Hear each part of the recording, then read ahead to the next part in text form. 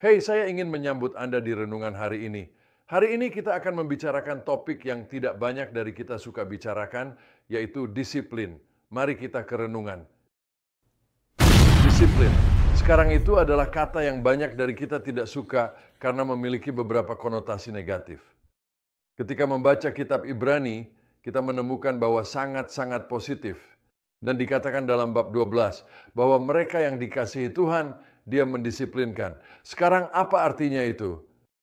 Dia mendisiplinkan kita. Disiplin bukan hanya hal yang negatif. Kamu salah, aku akan memukulmu. Bukan apa yang dimaksud dengan disiplin. Disiplin menunjukkan kepada kita koreksi di mana kita melakukan kesalahan, tetapi juga bagaimana kita harus menjalani hidup dan menjalankan perlombaan.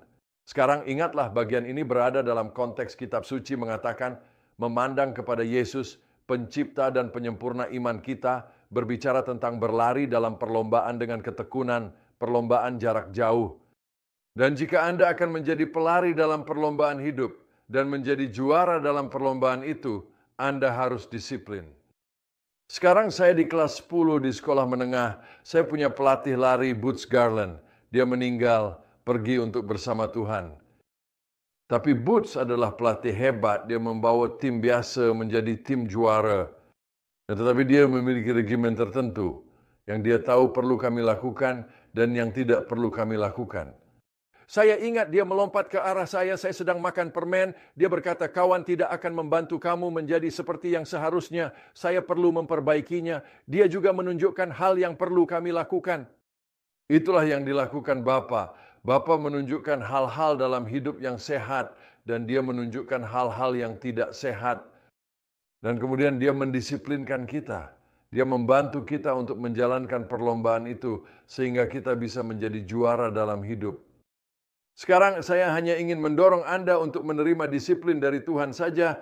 Lebih sebagai orang tua, kita harus menetapkan batasan, menunjukkan jalan yang benar, dan memperingatkan anak-anak kita tentang hal-hal yang tidak baik.